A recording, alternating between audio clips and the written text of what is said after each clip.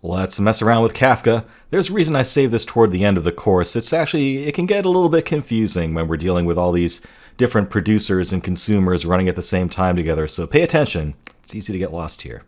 First thing I need to do is start Kafka, and fortunately it comes pre-installed on Hortonworks, so all I have to do is go to Ambari, go to 127.0.0.18080, and let's log in as admin.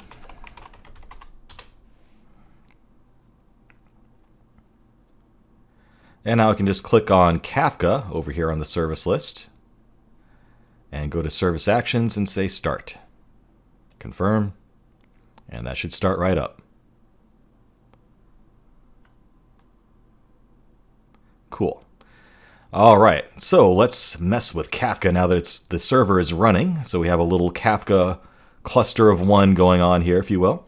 Let's log into our Hortonworks sandbox as we always do through SSH. Maria_dev is our default account.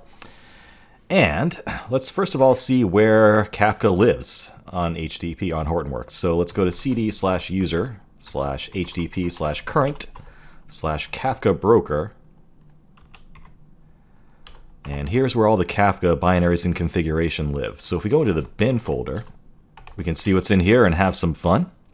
So let's first start off by creating a Kafka topic to work with and play around with. So what we're going to do is create a topic in Kafka. And if you remember, a topic corresponds to a specific stream of data. And then we can publish data to that topic and consume it and see how that all works. So let's go ahead and say /kafka-topics.sh --create. So that means we're going to create a new topic. Now, Kafka depends on Zookeeper to keep track of what topics exist. So we're going to say --zookeeper and sandbox.hortonworks.com, which is the name of our sandbox server here, :2181, which is the port that's running Zookeeper. We're going to say replication factor 1, since we only have one server anyway. Partitions 1, since we only have one server anyway. And now finally the topic name, let's call it, I don't know, Fred. It could be anything. Make it Squid if you want, I don't care. Just make sure you remember what it is. So now to make sure that it actually got created, we can say /kafka-topics.sh --list, and again it needs to know where Zookeeper lives to fulfill that request. sandbox.hortonworks.com/2181. And that should give us a list of all the topics that have been created on this instance.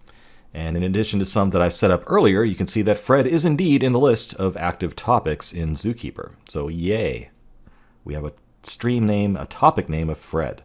Let's actually publish some data into it, shall we? So for that, we can use the kafka-console-producer.sh script. And this is just a sample producer app that talks to Kafka and publishes data on a stream to it. So, you might write your own app that does this, or you might have an app that uses this script actually as a gateway. So we can say --broker-list. So this specifies the actual Kafka server itself, sandbox.hortonworks.com/6667 is the port we're going to use because I know that's open. --topic Fred. Okay. Now what this is going to do is listen to standard input and broadcast any line that it sees on standard input on the Fred topic through Kafka. Now, since I'm not actually redirecting a file into this or anything, it's just going to listen to the console for keyboard input. So let's go ahead and kick that off. And now it's just listening for data. So I can type in, this is a line of data. I am sending this on the Fred topic. Okay, so what's happened now is we've published two messages to the Fred topic of Kafka. The Kafka server is sitting there and holding on to these. It's stored them, just waiting for consumers to, well, consume them. So let's do that.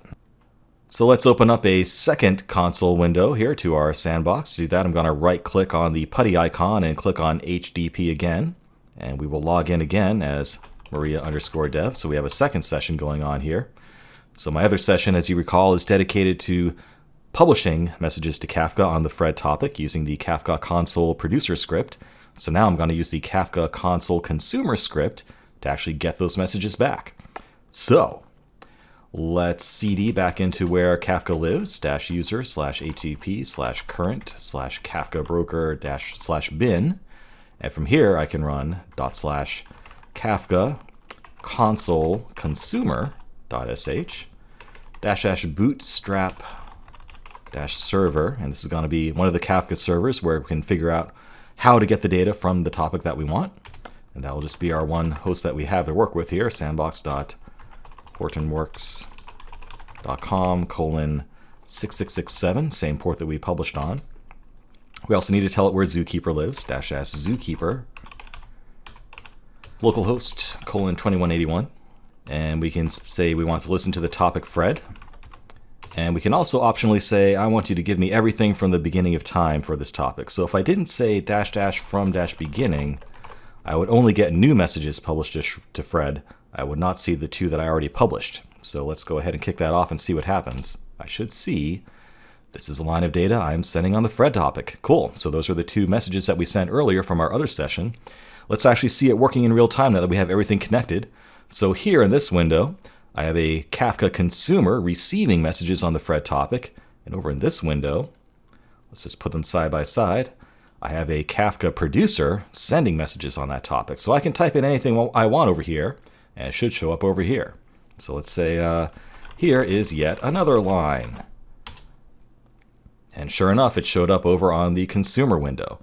So it may not seem that impressive just looking at this simple example, but when you think about how scalable this is, that's the key, right? You know, I wouldn't in the real world just be sending little arbitrary lines of data here and there. This would be massive floods of data coming in from like massive web server fleets and things, right? It can handle that and publish it scalably and reliably to wherever it needs to go. So that's really what it's all about. It's a scalable and reliable mechanism for publishing and subscribing to massive data streams. So very simple example there of it working.